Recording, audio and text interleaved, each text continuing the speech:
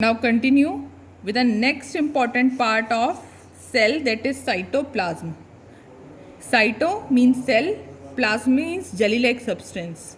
It is a jelly-like substance present between the cell membrane and the nucleus. Cell membrane और nucleus के बीच में jelly-like substance जो present होता है उसे हम cytoplasm कहते हैं.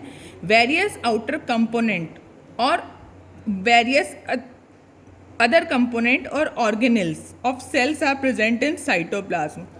बहुत सारे ऑर्गेनेल्स और दूसरे कंपोनेंट जो होते हैं सेल के वो साइटोप्लाज्म में ही प्रेजेंट रहते हैं. दीज आर, अब वो कौन कौन से ऑर्गेनेल्स हैं? माइटोकॉन्ड्रिया, इसको हम power house of the cell कहते हैं, गोल्गी बॉडीज, राइबोसोम एटसेट्रा. ये जितने भी सारे ऑर्गेनेल्स हैं इन सब के बारे में आप अपनी हायर क्लासेस में पढ़ेंगे. ठीक है, अभी सिर्फ आपको इनके नेम पता होने चाहिए कि साइटोप्लाज्म में क्या क्या होता है. Now continue with the third part of the cell, that is nucleus. It is very important part. It is an important component of a living cell. किसी भी living cell का सबसे important component होता है nucleus. It is generally spherical and located in the center of the cell.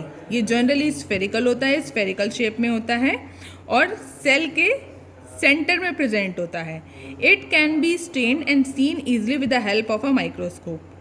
इसको microscope की help से देखने के लिए इसको क्या किया जाता है? स्टेन किया जाता है, जिससे ये ईजिली सीन हो जाता है, ईजिली दिख जाता है.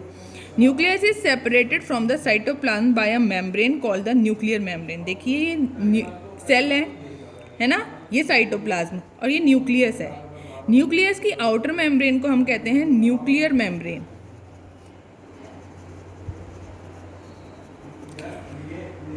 न्यूक्लियस साइटोप्लाज्म से सेपरेट रहता है किसकी हेल्प से? न्यूक्लियर मेम्ब्रेन की हेल्प से, क्योंकि इसके आउटर, इसको कौन कवर कर रहा है न्यूक्लियस को? Nuclear membrane. This membrane is also porous and allows the movement of material between the cytoplasm and inside the nucleus.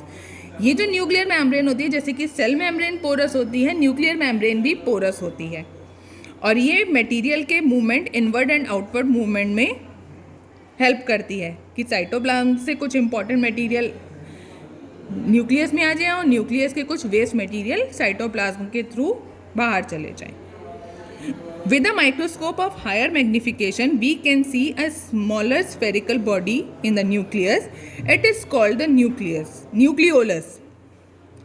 एक हायर मैग्निफिकेशन वाले माइक्रोस्कोप की हेल्प से हम न्यूक्लियस के अंदर भी एक स्फेरिकल बॉडी को, यह है न्यूक्लियस, इसके अंदर भी हम एक स्फेरिकल बॉडी को देख सकते हैं. इसको हम कहते हैं nucleolus. In addition nucleus contains thread like structure called chromosomes. Nucleus में थ्रेड लाइक स्ट्रक्चर भी प्रेजेंट होते हैं जिनको हम क्रोमोसोम्स कहते हैं. क्रोमोसोम्स की शेप इस टाइप से होती है, देखिए. ठीक है, इन्हीं क्रोमोसोम्स पर जीन्स प्रेजेंट होते हैं. क्रोमोसोम्स जीन कैरी करते हैं in and help in inheritance और transfer of character from the parents to the offspring. यही जीन्स जो होते हैं वो पेरेंट से ऑफस्प्रिंग मीन्स उनके बेबीज में ट्रांसफ़र होते हैं. The chromosomes can be seen only when the cell divides. ये जो क्रोमोसोम है सिर्फ कब दिखते हैं? जब सेल में डिवीज़न हो रहा होता है. Nucleus in addition to its role in inheritance act as control centre of the activities of the cell. देखिए न्यूक्लियस का कितना इम्पोर्टेंट रोल है कि वो इनहेरिटेंस में हेल्प करता है. इसीलिए सेल का कंट्रोल सेंटर एक्टिविटी, सेल की सारी एक्टिविटीज़ का कंट्रोल सेंटर न्यूक्लियस को माना जाता है. The entire content of a living cell is known as the protoplasm. किसी भी लिविंग सेल का सारा कंटेंट मीन्स जो लिविंग सेल में जितना भी सब कुछ प्रेजेंट होगा वो प्रोटोप्लाज्म होता है. Protoplasm is living substance. It includes the cytoplasm and the nucleus. इसमें हम किस किस को, प्रोटोप्लाज्म में हम किसको इंक्लूड कर सकते हैं? साइटोप्लाज्म और न्यूक्लियस दोनों को.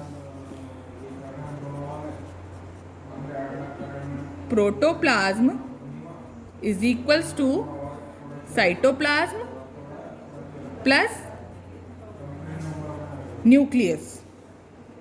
Protoplasm is called the living substance of the cell. अभी मैंने आपको बताया था ना, इसीलिए हम प्रोटोप्लाज्म को क्या कहते हैं, सेल का लिविंग सब्सटेंस कहते हैं।